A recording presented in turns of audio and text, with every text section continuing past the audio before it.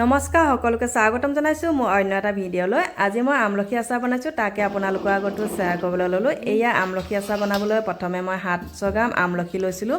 আমলখিখিনি ভালকৈ ধুই মেলি এতিয়া এটা বাচনত লৈ লৈছোঁ আৰু এই বাচনটোতে আমলখিখিনি বইল কৰি ল'ম।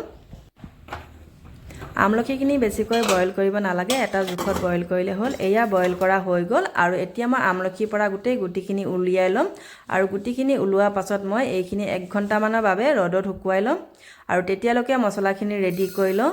ধনিয়া গুটি অকণমান বেছিকৈ লৈছোঁ আৰু চব গুটি, বগা সৰিয়হ, ক'লা সৰিয়হ আৰু কেইটামান মিঠি গুটি লৈছিলোঁ। মিঠি গুটি লোৱা দেখুওৱা নহ'ল, 1 চামুচমান মিঠি গুটি লৈছোঁ আৰু মছলাখিনি জাষ্ট অকণমান ভাজিলে হৈ গ'ল, বেছিকৈ ভাজিব নালাগে।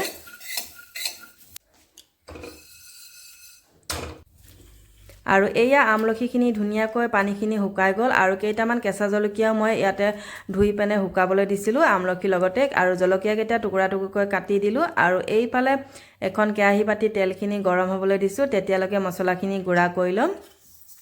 মছলাখিনি গুড়া নকৰা আগতেই মই নিমখ, বগা নিমখ দিছোঁ, জলকীয়া পাউডাৰ, ক'লা নিমখ অকণমান আৰু হালধি, এইখিনি এনেকৈ মছলাখিনিতে দি দিম গুড়া কৰা আগতে। আৰু মছলাখিনি মিহিকৈ গুড়া কৰিব নালাগে। এয়া গুড়া কৰা হৈ গ'ল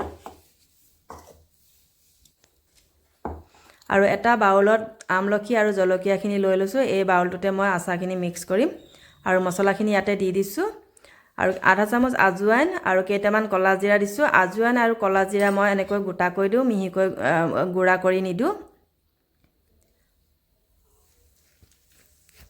আৰু তেলখিনি অকণমান কুহুমীয়া গৰম হৈ থাকোঁতে ইয়াতে দি দিছোঁ। এতিয়া ভালকৈ এইখিনি মিক্স কৰিম।